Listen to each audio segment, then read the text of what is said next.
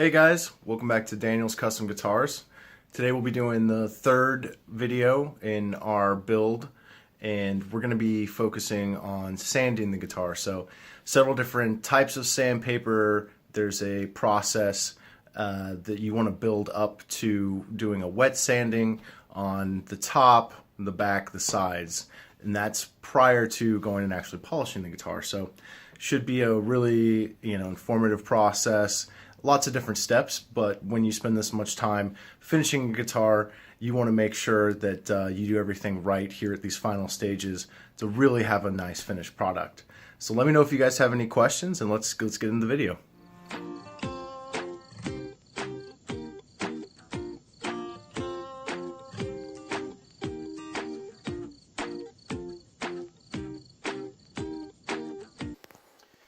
We're going to try to minimize the amount of water we have on here. We don't want water running off the sides and especially into the holes here, because if the water gets onto any of these edges, which are all in grain, it will swell it up, swell the wood up, finish will buckle and crack, and we'll just make a mess of it. It'll be a disaster. So what I did a couple of days ago, I took some shellac seal coat. Okay. This stuff right here, which is the good stuff, Zinsser seal coat, and you want the wax free, 100% wax free. And I took a little brush and did 2 coats on the edges of everything, all around the F-holes, and then these holes here around the pickup routes, and even here on this end grain right here. Okay. Because that's where the water will soak in, and that's where it will, and if it's right next to the finish, it will damage it. Okay. Did all around here, a little bit right here on the edge. So you can be a little bit less careful, but you still kind of, you don't want to get water running around, really. If you start to get a little bit too much water, we'll sop it up. Okay. So, Shellac first. I've already done that. Yeah. Oh, you already did it on this? I did 2 coats on all the edges. So okay. That should be good. And it takes a few hours to dry anyway, so I wanted to go ahead and do that. I think you probably ought to start sanding on the back. And I put the lacquer on pretty thick here, so you can kind of be a little bit more liberal on the sanding here. And you can see there's still some open pores. I don't think we're going to get rid of all of them. You may end up with a few open pores, which I think will be fine. I don't think it's going to look bad. When you get to sanding on the edges, the finish is probably a little bit thinner, so you probably want to be a little bit careful sanding around there. Okay. Especially right up in here in the cutaways. It's real hard to get a good thick coat of finish there, so sand it, but don't get carried away or you'll end up going through the edges. Okay. And then after you have the experience of doing that, then go ahead and try the top, just because it's it's the show surface, and also if you go through the finish here, you're gonna go through the color, which is not going to be good. If you went through back here, it wouldn't be as big of a deal. We could spray another little coat of lacquer and you'd never even see it. Okay. I think probably back here we can even start you off at 800 grit dry, which is I got this real nice dry sanding paper, which this is it right here, 3M, and you can just do it with your finger or with an eraser. And it really doesn't matter which direction you go, although what's helpful is we're going to be using several different grits, so it's kind of useful to know, because you're going to get to a point where you're going to be buffing, and you'll see some scratches that are left from one of the sandpapers.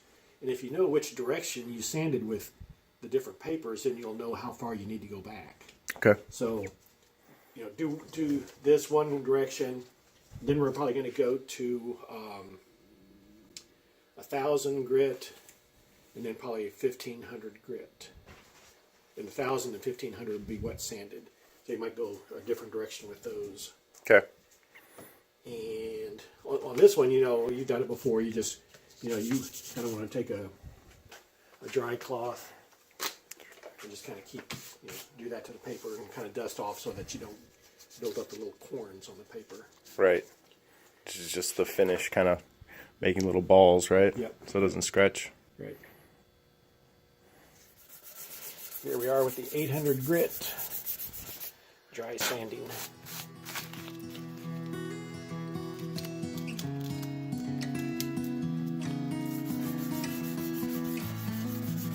So why do you want to put 800 back on here? Just to I just like this paper. It really works well, especially being able to dry sand. Dry sanding has the advantage of you can immediately see what you're doing. Right. And you can see when you've gone far enough. When you're wet sanding, you're sanding blind. Right. And because the water hides the abrasion. Exactly. Everything looks shiny. Right. And you can't tell where you're building up dust. You just can't tell. So you have to periodically stop, wipe it off, dry it off, and then you can see what's going on from the reflections. But so dry sand. In fact, I've got some. I've got some 1,000 grit pads that are dry sanding. They're auto body finishing pads, really slick. They actually kind of have like a talcum powder on them, and they're a disc, and so we can use it on my little orbital sander, or you can do it by hand. I ended up using it by hand. Just squirrel it with the sandpaper a couple of times, so I'll probably take it right off. You know, and when those little corns really kind of become an annoyance, when you just, you know, that means your paper's worn out.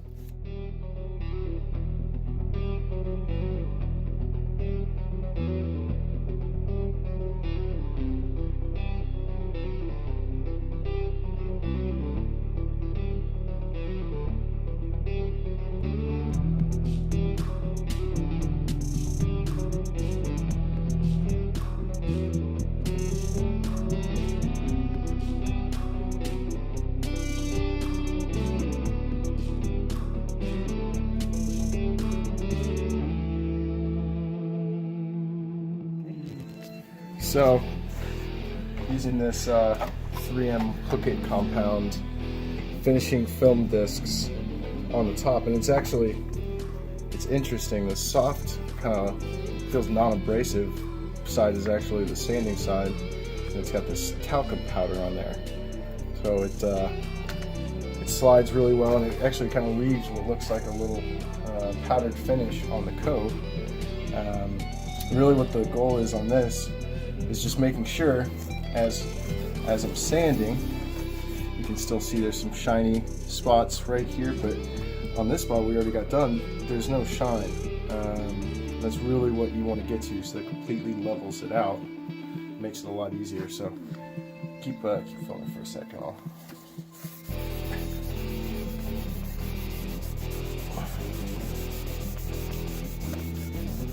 I'm just working the edges around this F-hole. Kind of the hardest spot to make sure you get all the shine out, and then the edges. There's a slight what they kind of call a recurve right here on the edge, which you want to make sure that you get.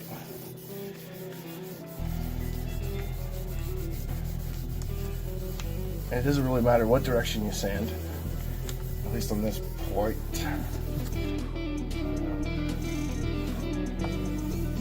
Better. That hole's looking pretty good. We got some more work to do right here.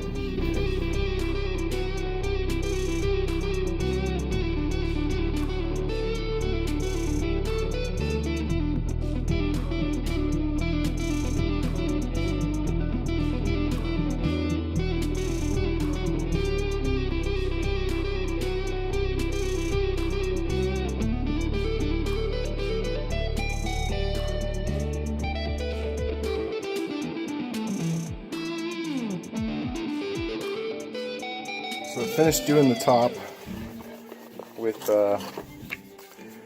these 3M pads. We did them 1500 and then a 2000. And these things are awesome. I mean, finishing film discs just leaves it buttery smooth.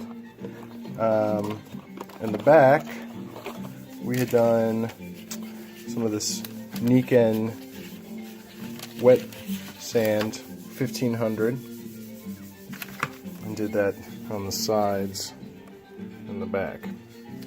So now we're going to use one of these. It's called Abralon, and it's Makita or Nikita. Mirka. Mirka. Mirka. It's a Finnish company. It's like Mirka. And these 2,000, and then there's a 4,000. This is called Mirka. You know, foam pads. And Foam pad. you can do these wet, and the foam will kind of absorb the water. These are good finishing pads. So There you go. here's a 2,000 right here. Yep. Abralon. Use this one. This is a newer one right here. That one's kind of corned up a little bit.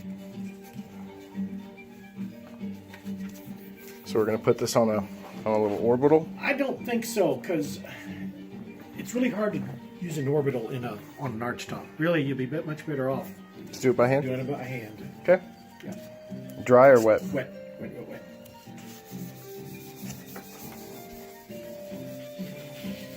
Let it soak in the water, soapy water.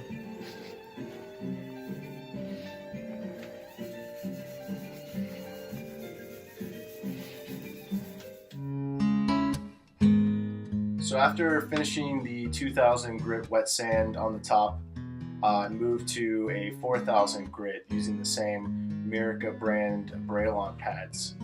And at this point, pretty much ready for the final polish, which will be coming up in the next video. So stay tuned. If you guys like the video, please hit like and subscribe. We appreciate you guys watching. Thanks so much.